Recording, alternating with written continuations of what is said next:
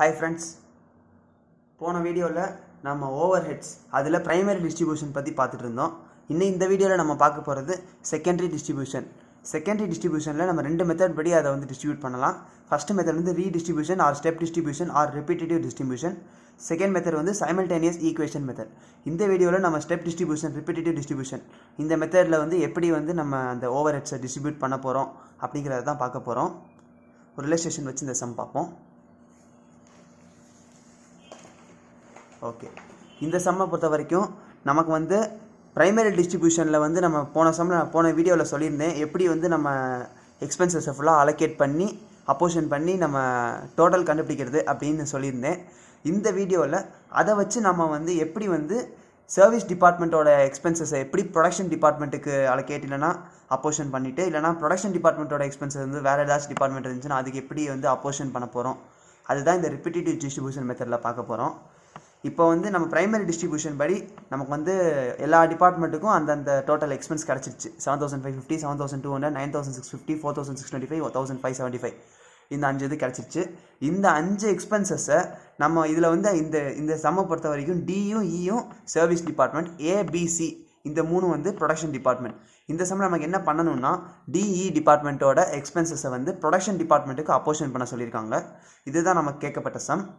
அதனால ஃபஸ்ட்டு என்ன பண்ணுறோம்னா ப்ரைமரி டிஸ்ட்ரிபியூஷனில் வந்த வேல்யூஸை ஃபுல்லாக எடுத்து எழுதிட்டு ஃபஸ்ட்டு டியோட இந்த இருக்கிற டோட்டல் எக்ஸ்பென்சஸை வந்து மிச்ச 4 டிபார்ட்மெண்ட்டுக்கும் அப்போஷன் பண்ணுறோம். அப்போஷன் பண்ணணும்னா அதுக்கு நமக்கு வந்து ஒரு ரேஷியோ இருக்கணும். என்ன ரேஷியோ நமக்கு தெரியாது. அந்த ரேஷியோவை தான் கொஸ்டினில் பர்சன்டேஜில் கொடுத்துருக்காங்க. ஏக்கு 20%, பிக்கு 30%, சிக்கு 40%, இக்கு 10%. ஸோ டியோட எக்ஸ்பென்சஸை ஃபுல்லாக இந்த ரேஷியோவில் அப்போஷன் பண்ணுறோம். அப்போஷன் பண்ணிங்கன்னா இந்த வேல்யூஸ் கிடச்சிரும். அதை ஆட் பண்ணிக்கோங்க.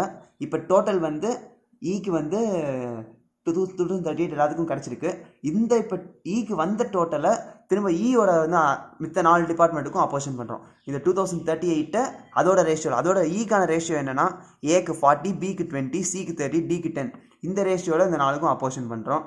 ஒரு டோட்டல் வந்துடும். திரும்ப திரும்ப இதோக்கு அப்போஷன் ஆனதுனால டிக்கு ஒரு டோட்டல் வந்துருச்சு. அந்த டியோட டோட்டலை வந்து மித்த 4 டிபார்ட்மெண்ட்டுக்கும் அப்போஷன் பண்ணுறோம். அப்போஷன் பண்ணிங்கன்னா அடுத்து திரும்ப ஈக்கு வரும். ஈயோட திரும்ப மித்த 4 டிபார்ட்மெண்ட்டுக்கு அப்போஷன் பண்ணுறோம். அது எல்லாமே இந்த ரேஷியோ வச்சு தான் பண்ணணும். இந்த 20, 30, 40, 10 அது வந்து டிக்கும் இ டிபார்ட்மெண்ட்டுக்கு 40, 20, 30, 10 இந்த ரேஷியோவில் வந்து எல்லாத்துக்கும் அப்போஷன் பண்ணிட்டே வரும். கடைசியாக 0 ஆகுற வரைக்கும் அப்போஷன் ஆகணும். 0 ஆகும்போது இதோட 2 டோட்டலும் ஏபிசி 3 டிபார்ட்மெண்ட்டுக்கும் அந்தந்த ரேஷியோவில் அப்போஷன் ஆயிரும். இதுதான் இந்த 3 டிபார்ட்மெண்ட்டோட டோட்டல். இந்த டோட்டல்லேருந்து நமக்கு வந்து ரேட் பெர் ஹார் அப்படிங்கிறத வந்து நம்ம வந்து கண்டுபிடிக்கணும். இதுக்காண்டி தான் வந்து நமக்கு கொஸ்டினில் வந்து சில டீட்டெயில்ஸ்லாம் கொடுத்துருப்பாங்க. இதில் பின்னாடி பார்த்தீங்கன்னா அடுத்து மெட்டீரியல் வந்து 15 கொடுத்துருக்காங்க, லேபர் காஸ்ட் வந்து 13 கொடுத்துருக்காங்க. மெட்டீரியல் 50, லேபர் வந்து 30. ஓவர் ஹெட்ஸ் வந்து 453 எப்படி வந்துச்சுன்னா கொஸ்டினில் கொடுத்துருக்காங்க 453 ஹார்ஸ் அப்படின்னு கொடுத்துட்டாங்க. ரேட் பெர் ஹார் வந்து 1.5, 2.25, 3 இது 3 நம்ம ஏற்கனவே கண்டுபிடிச்சிட்டோம். இதை மல்டிப்ளை பண்ணிங்கன்னா ஓவர் ஹெட்ஸ் வந்துடும். எல்லாத்தையும் ஆட் பண்ணால் டோட்டல் காஸ்ட் வந்துடும். இதுதான் ரெப்பிட்டேட்டிவ் டிஸ்ட்ரிபியூஷன் மெத்தட் படி ஓவர் ஹெட்ஸை வந்து அப்போஷன்மெண்ட் பண்ணுறது.